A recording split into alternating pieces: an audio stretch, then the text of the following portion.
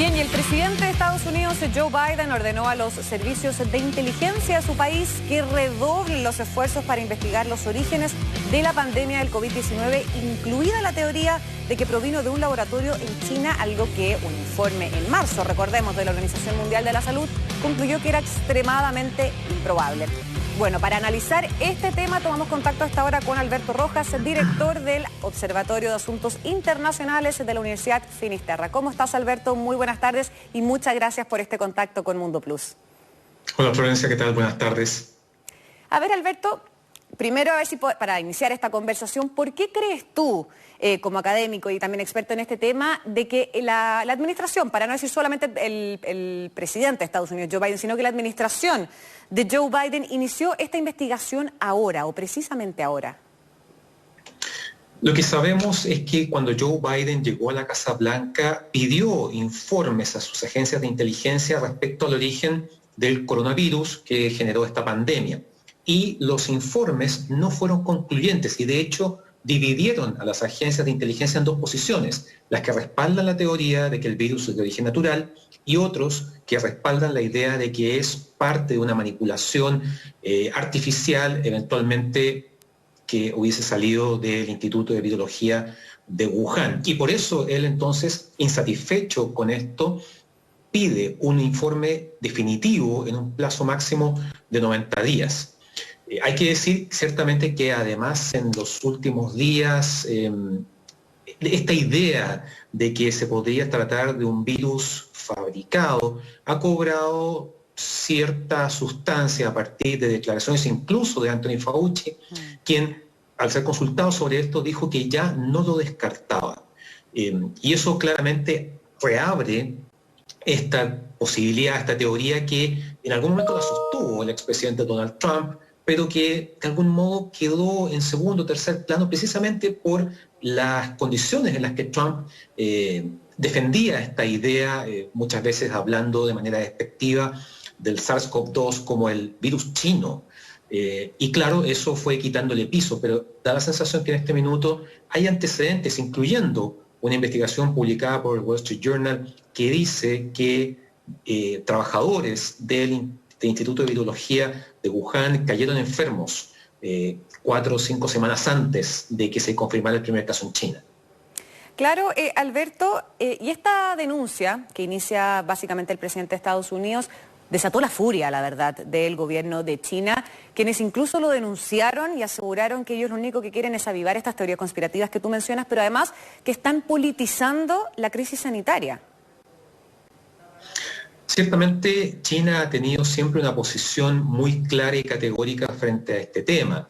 El virus es de origen natural y no hay ningún tipo de responsabilidad, entre comillas, del gobierno chino. Recordemos que en su minuto Trump también quiso responsabilizar a China de la gestión de la pandemia, no necesariamente de su origen, acusándolo de haber entregado información parcial y tardía que hubiese ayudado a prevenir o contener lo que finalmente se transformó en una pandemia. Esto evidentemente tensiona aún más la relación entre la Casa Blanca y China, básicamente porque, si ustedes recuerdan, hace algunas semanas Joe Biden fue muy duro en una entrevista al referirse al gobierno de Xi Jinping, de algún modo marcando una posición quizá menos radical que la de Donald Trump, pero distinta a la que se habría esperado de él, distinto a lo que se habría esperado de un gobierno demócrata frente a China. Y eso significa que en este tiempo la imagen de China en el Pentágono, en la Casa Blanca, en la estructura política de Estados Unidos, se ha consolidado en torno a la idea de que China sí representa una amenaza y un peligro, algo que por supuesto viene desde hace bastante tiempo, pero que en este minuto y sobre todo después del inicio de la guerra comercial en 2018 se ha consolidado mucho más. Alberto, ¿puede influir, por ejemplo, que podríamos decir la credibilidad de la Organización Mundial de la Salud, sobre todo a principios de esta pandemia, fue un poco cuestionada por lo poco riguroso que fue con la transparencia de China entregar cifras de contagios, cifras de muertos, en todo el tiempo que se demoraron además en permitir o autorizar una visita por parte de la misma delegación de la OMS a investigar a Wuhan? ¿Afecta o no la credibilidad también de la OMS? Sí, la compromete básicamente porque, tal como tú bien dices, la Organización Mundial de la Salud demoró mucho el proceso para finalmente decretar el inicio de una pandemia a escala global. Muchos atribuyen a esa demora a presiones directas del gobierno chino, que evidentemente no quería que esto se produjera. Además está el hecho de que se demora mucho la visita de esta delegación que estuvo a comienzos de este año en China, recorriendo Wuhan, y que efectivamente, tal como lo dice la OMS y el propio gobierno chino, recorrieron los lugares que querían recorrer, entrevistaron a las personas que querían entrevistar y llegaron a una conclusión, a un informe, en el cual se juega por la teoría de que el virus es de origen natural y dice incluso que es altamente improbable que el virus sea producto de una manipulación Pero Alberto, ese mismo artificial. informe, que de hecho fue en el mes de marzo, asegura que los resultados no fueron concluyentes. Por lo Bueno, tanto, precisamente ¿qué podría impulsar a la administración de Biden finalmente a que inicie una investigación de manera paralela a la OMS?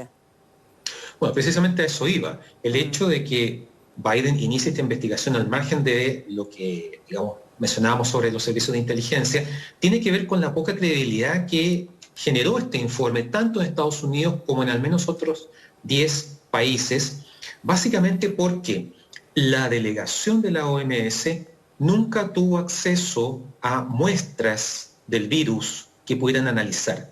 Lo que esta delegación hizo básicamente fue revisar archivos y documentos entregados por el gobierno chino. De modo que su acceso real, la pesquisa que pudo haber llevado adelante en busca del origen verdadero, es muy precaria, sobre todo habiendo pasado prácticamente un año. Y eso claramente le quita piso, le quita credibilidad al informe de la OMS y también a la propia institución.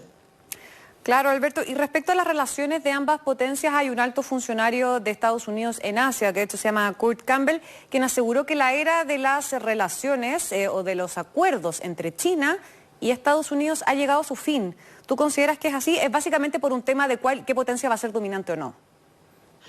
Me parece un poco prematuro, pero salvo que haya algún cambio significativo en el mediano plazo, la verdad es que lo que estamos viendo es la profundización de un abismo que va separando a Estados Unidos de China. No solamente estamos hablando del tema comercial, estamos hablando de este tema, la pandemia, que se ha convertido en un issue más dentro de la agenda de temas que tensionan la relación entre Beijing y Washington. Estamos hablando de dos grandes potencias, las dos mayores economías del mundo, que además están enfrascadas en este minuto en otra guerra que es tecnológica, que es el predominio de la norma 5G de Estados Unidos o de China, un tema que ha quedado un poco eclipsado precisamente por la pandemia. También hay que considerar todo el tema geoestratégico en el Mar del Sur de China, en donde Beijing ha buscado consolidar su presencia a través de islas artificiales, un dominio naval con la construcción de una flota de portaaviones y que eso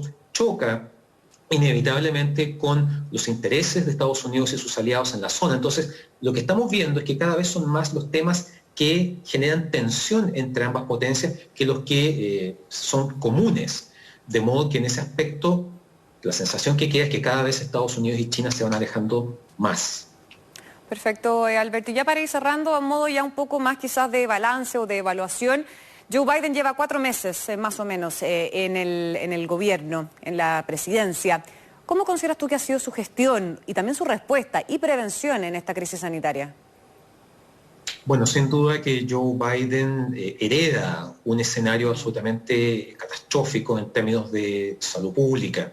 Las cifras de muertos y contagiados en Estados Unidos eran demoledoras. Sin embargo, él logra incluso superar una meta que él se puso, 100 millones de vacunados en sus primeros 100 días y alcanzó los 200 millones. En este minuto el proceso de vacunación avanza con una rapidez que no habíamos visto hace algunos meses y eso probablemente no solamente lo va a ayudar a contener esta pandemia en Estados Unidos, sino que eso directamente se va a vincular con la reactivación de la economía, lo cual probablemente le va a permitir mostrar cifras más auspiciosas en el corto mediano plazo durante este año y retomar de algún modo el lugar de liderazgo que Estados Unidos había perdido frente al resto de la comunidad internacional por el errático manejo que había tenido la pandemia durante el gobierno de Donald Trump.